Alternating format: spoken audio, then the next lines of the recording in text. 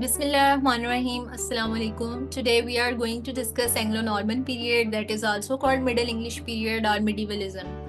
तो बेसिकली जो middle ages है इसको दो पार्ट्स में डिवाइड किया गया है, early middle ages and later middle edges. Early middle ages में एंग्लो सैक्सन्स पीरियड आता है जिसे कि हम अपने पहले लेक्चर में डिस्कस कर चुके हैं, and today we are going to discuss later middle ages जिसे एंग्लो नॉर्मन पीरियड कहा जाता है।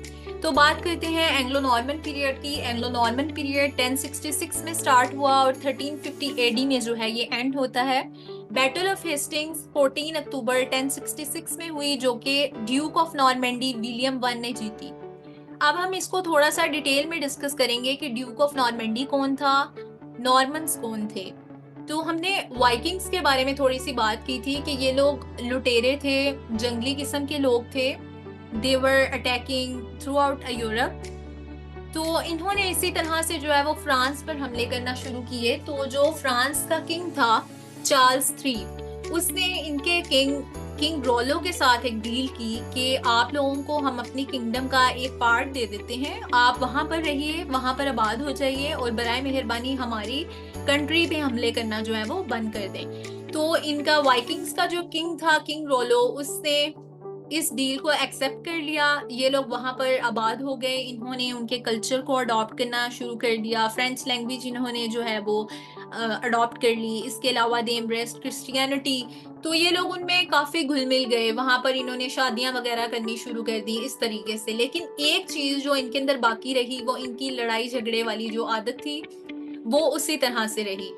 कुछ ही अरसा वहां पर सुकून से गुजारने के बाद इन्होंने जो है वो इंग्लैंड पर हमले का फैसला किया। विलियम वन, जिसे कि विलियम द बास्टर्ड भी कहा जाता है, इसने अपने 7000 सोल्जर्स को लिया, 7000 नॉर्मन्स को लिया और इंग्लैंड पे जो है वो हमला कर दिया। इंग्लैंड का किंग हेरोल्ड गॉडविंसन था उस वक्त, और गॉडविंसन जो था उसने वैसे ही इनका मुकाबला किया था, लेकिन जो नॉर्मन्स थे वो घोड़ों पर जो है वो सवार थे। सब 7000 सिपाही जो थे वो घोड़ों पर सवार थे। तो इस जंग में हेरोल्ड गॉडविंसन को जो है वो शिकस्त हुई, हेरोल्ड गॉडविंसन मारा गया और नॉर्मन्स जो हैं उन्होंने इंग्लैंड पर कब्जा किया और वहां पर जो है वो राज करना शुरू कर दिया, अपनी हुकूमत बना ली। तो इस तरीके से एंग्लो नॉर्मन पीरियड जो है वो स्टार्ट होता है। अब हम इस पीरियड के बारे में सारी डिटेल्स जो हैं उनको बारी बारी डिस्कस करते हैं। सबसे पहले हम लोग लैंग्वेजेस की बात करते हैं। 3 लैंग्वेजेस जो हैं वो इस एरा में बोली जाती थी, मिडिल इंग्लिश, एंग्लो फ्रेंच और लैटिन। जो इंग्लिश थी उसका तकरीबन खात्मा हो चुका था। जो निचले तबके के लोग थे जिन्हें फ्रेंच लैंग्वेज नहीं आती थी वो इंग्लिश का इस्तेमाल करते थे। इसके अलावा जो किंग थे, कोर्ट थी, ये सब यहाँ पर फ्रेंच लैंग्वेज जो है उसका इस्तेमाल होता था। रिवाइवल ऑफ लैटिन हुआ, as I have discussed in my last lecture कि लैटिन जो है it was language of Romans. तो लैटिन जो है ये दोबारा से आ गई, रिलीजियस स्कॉलर्स जो हैं वो लैटिन का इस्तेमाल करते थे। नेक्स्ट चलते हैं हम लोग फ्यूडलिज्म की तरफ। फ्यूडलिज्म जो है flourished in medieval Europe from 9th to 15th century. इसकी डेफिनेशन अगर आप लोग देखना चाहते हैं तो यहाँ स्लाइड पे मेंशन है, but let me explain it to you people कि फ्यूडलिज्म क्या थी। ये एक ऐसा निज़ाम था लेटर मिडिल एजेस में, एक ऐसा सिस्टम था जिसमें हायर रैंक के जो लोग थे वो जमीन और तहफ़्फ़ुज़ देते थे लोअर रैंक के लोगों को, और जो लोअर रैंक के लोग थे, जो गरीब लोग थे, वो बदले में अपनी वफादारी और खिदमत करते थे इन लोगों की, इनके लिए काम करते थे। तो ये जो निज़ाम था वो लेटर मिडिल एजेस में राइज रहा। अब हम लोग बात करते हैं पेजेंट्स रिवोल्ट की मिडिल एजेस में, जिसे कि वॉर टाइलर्स रिबेलियन या द ग्रेट राइजिंग भी कहा जाता है। It was revolt of June 1381। ये किंग रिचर्ड वन के खिलाफ बगावत थी। जो पेजेंट्स थे वो बहुत ज्यादा गुस्से में थे कुछ इश्यूज की वजह से, जैसा कि लो पे, और इन लोगों ने अपना जो इनका मकसद था उससे भी हासिल नहीं कर सके। इनका लीडर वॉर टाइलर भी मारा गया। अगर हम इस रिवोल्ट के कॉजेज की बात करें तो वो ब्लैक डेथ और 100 ईयर वॉर्स में होने वाली जो सोशियो इकोनॉमिक और पॉलिटिकल टेंशन थी उसकी वजह से ये रिवोल्ट जो है वो हुई। ब्लैक डेथ जो है वो एक पेंडेमिक थी जो मिडिल एज में आई, मिडिल एजेस में। 100 ईयर वॉर जो है वो भी 1337 में हुई। अगर आप मजीद जो है 100 ईयर वॉर्स और ब्लैक डेथ के बारे में जानना चाहते हैं तो आपको मेरे चैनल के शॉर्ट में जो है इस पे वीडियो मिल जाएगी।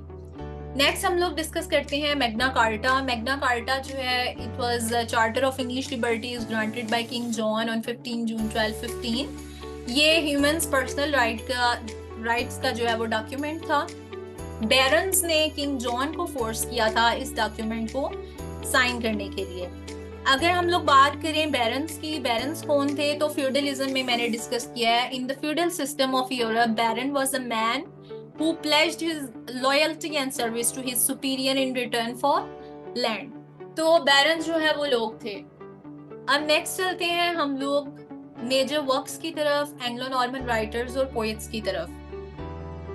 तो सबसे पहले हम लोग वर्क्स जो हैं उनको डिस्कस करते हैं। रोमांस जो थी वो बहुत ज़्यादा फेमस थी मिडल एजेस में। इसके अलावा मिस्ट्री, मिरेकल और मोरालिटी प्लेज जो हैं वो लिखे जाते थे। रोमांस की बात करें तो क्रिस्टियन डी ट्रॉ जो है, इसको father of French romance literature कहा जाता है। ये फ्रेंच राइटर है, इसलिए इसका नाम जो है वो फ्रेंच में ही दिया गया है। ट्रिस्टान एंड इजोल्डे जो है ये ट्रेजिक रोमांस है। ट्रिस्टान नाम है इसका एक्चुअली, और ये इजोल्डे जो है इसकी बिलवड होती है। टॉमस ऑफ ब्रिटेन ने जो है वो ये लिखी। इसके अलावा matter of England and matter of Britain जो है ये फेमस रोमांसेस हैं मिडिल इंग्लिश पीरियड से। नेक्स्ट हम चलते हैं स्कैंडिनेवियन रोमांसेस की तरफ। स्कैंडिनेवियन रोमांसेस वो लिटरेरी वर्क्स हैं that originated in Scandinavia during Anglo Norman period. और स्कैंडिनेवियन रोमांस हॉर्न का जो है यहाँ पर नाम लिखा है, जिसके ऑथर जो हैं उनके बारे में हमें नहीं मालूम, लेकिन ये फेमस स्कैंडिनेवियन रोमांस है। नेक्स्ट चलते हैं कैंटाइगस डी सेंटा मरिया।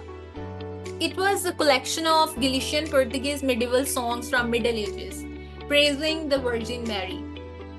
वर्जिन मैरी जो है वो जीसस क्राइस्ट की मदर को कहा जाता है। उनकी तारीफ में जो है ये कैंटाइगस डी सेंटा मरिया लिखा गया।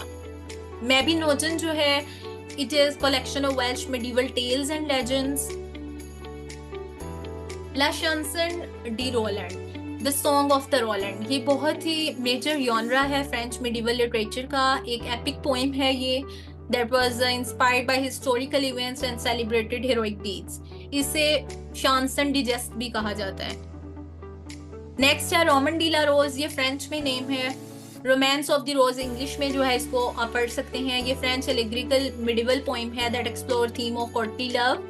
एलेग्री की अगर हम लोग बात करें तो दैट कन्वेज हिडन मीनिंग, उससे हम लोग एलेग्री बोलते हैं। इसके अलावा आउल एंड द नाइटिंगेल जो है ये एंग्लो नॉर्मन पीरियड की जो है बहुत ही फेमस पोएम है। इस पे अक्सर एमसीक्यूज वगैरह पेपर में पूछे जाते हैं।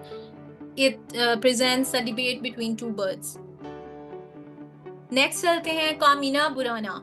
ये कलेक्शन है medieval Latin and middle high German poems की, सॉन्ग्स की, सटायर्स की। इसके थीम्स जो हैं यहाँ पर मेंशन हैं। नेक्स्ट हमारे पास है डूम्सडे बुक।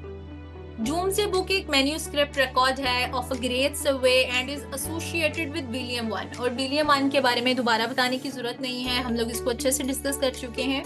ये बुक जो है ये लैटिन में लिखी गई और 1086 में ये कंप्लीट हुई। और it is a record of many parts of England and Wales. Writers की तरफ चलते हैं। जॉफ्री चौसर जो है, इनके बारे में बहुत ज़्यादा डिटेल मौजूद है। हम इसके ऊपर सेपरेट लेक्चर जो है वो अपलोड कर सकते हैं, बल्कि करेंगे इसके ऊपर एक लेक्चर जो है वो कंप्लीट, लेकिन अभी यहाँ पर इसको मुख्तसरन जो है वो डिस्कस किया गया है। ये फ्रेंच राइटर थे, writer of Middle English Chaucer हैं। He skillfully incorporated French literary norms in his works. The Canterbury Tales जो है इनका बहुत ही मशहूर जो है वो वर्क है। इसके अलावा बुक ऑफ डचेस इन्होंने लिखा जो कि ड्रीम वीएन पोइम है। नेक्स्ट चलते हैं फीमेल पोइट्स की तरफ। तो मैरी डी फ्रांस और जूलियन ऑफ नॉर्विच, ये जो हैं हमारे पास फीमेल पोइट हैं। मैरी डी फ्रांस जो है made immeasurable contributions to medieval literature. अपने वर्क जिसका नाम लेस है, जो कि कलेक्शन ऑफ नैरेटिव पोइम्स है, उसकी वजह से ये बहुत मशहूर हैं। इनके थीम्स यहाँ पर मेंशन है। फिर जूलियन ऑफ नॉर्विच जो है ये एक मिस्टिक और बहुत ही मशहूर जो है वो ऑथर रही हैं मिडिल एजेस में, जिनकी बुक जो है रेवलेशंस ऑफ डिवाइन लव, इसकी वजह से ये मशहूर थी। नेक्स्ट चलते हैं नेक्स्ट राइटर की तरफ जो कि हैं जॉफ्री ऑफ मनमोथ। ये एक वेल नोन ऑथर है एंग्लो नॉर्मन एरा से। हिस्टोरिया रेगम ब्रिटेनिया, जिसे इंग्लिश में history of the Kings of Britain कहा जाता है, ये one of his famous works. जो है वो है। लायमन जो है ये नेक्स्ट राइटर है हमारे पास, ये भी फेमस ऑथर है एंग्लो नॉर्मन एरा से। He is well known for his work brute, had a big influence on the oral history of Britain and the Arthurian romances. Next हमारे पास आ जाते हैं पोएट्स। तो फेब्लियोक्स पोएट्स जो है ये कौन थे? They were writers who compose short humorous tales during Anglo Norman period. Trouveres जो है, ट्रूवेरस पोएट म्यूजिशियंस थे नदरन फ्रांस से, जो कि लिरिक्स कंपोज करते थे और नैरेटिव पोएम्स जो है इन्होंने कंपोज की हैं।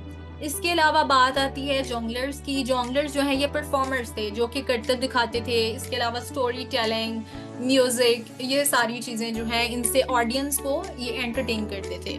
ट्रूबाडोर्स की अगर हम बात करें तो they were poet musicians who composed and perform songs of courtly love, तो ये भी पोएट म्यूजिशियंस थे। नेक्स्ट चलते हैं रिचर्ड रोल की तरफ। रिचर्ड रोल कौन थे? ये इन्फ्लुएंशियल रिलीजियस राइटर हैं और मिस्टिक हैं एंग्लो नॉर्मन पीरियड के। इसके अलावा आर मुलम एक रिलीजियस पोएम लिखी हुई है जो कि एक मंक जिनका नाम ओम था उन्होंने लिखी थी एंग्लो नॉर्मन पीरियड में। नेक्स्ट है किंग आर्थर। किंग आर्थर एक मिथिकल किंग है मिथोलॉजी ऑफ ग्रेट ब्रिटेन में, सेंट्रल फिगर है मिडिवल लिटरेरी ट्रेडिशन के। He is known as warrior who killed giants, witches and monsters. जिन भूतों को यानी मारने वाले एक वॉरियर के तौर पे इनको जो है वो जाना जाता है। Many books have been written about King Arthur. Geoffrey of Monmouth जिनकी अभी हमने बात की, इन्होंने सबसे पहली किताब लिखी थी आर्थर के बारे में in the 12th century. Sir Gawain and the Green Knight जो है वो एक रीनोन वर्क है आर्थुरियन लिटरेचर का बाय गवेन पोएट। ये एक एनोनिमस पोएट है। गवेन पोएट जो है इनको वैसे ही एक नाम दिया गया है, अदरवाइज इनके ऑथर के बारे में, इनके पोएट के नाम का जो है मालूम नहीं। सर टॉमस मैलोरी जो है इन्होंने फेमस आर्थुरियन लेजेंड लिखा एंग्लो नॉर्मन पीरियड में जो कि बेस करता है fictional life of king Arthur of Britain पे। नेक्स्ट चलते हैं किंग्स की तरफ। एंग्लो नॉर्मन पीरियड के सबसे पहला किंग जिसके बारे में हम अच्छे से जान गए हैं विलियम वन, जिन्होंने बैटल ऑफ हेस्टिंग्स जीती। फिर विलियम टू और हेनरी वन जो है वो विलियम वन के बेटे थे। इसके अलावा बहुत सारे किंग आए, एडवर्ड टू तक यहाँ पर मेंशन है। एडवर्ड टू के बाद एडवर्ड थ्री आए थे। तो यहाँ पर जो है अगर किंग्स के बारे में इंफॉर्मेशन चाहिए तो वो इस स्लाइड से जो है वो आप ले सकते हैं। जितने इस पीरियड के दौरान किंग्स थे उन सबको यहाँ पर मेंशन किया गया है। So that was all about our today's lecture. इंशाल्लाह मिलते हैं नेक्स्ट लेक्चर में, तब तक के लिए अल्लाह हाफिज।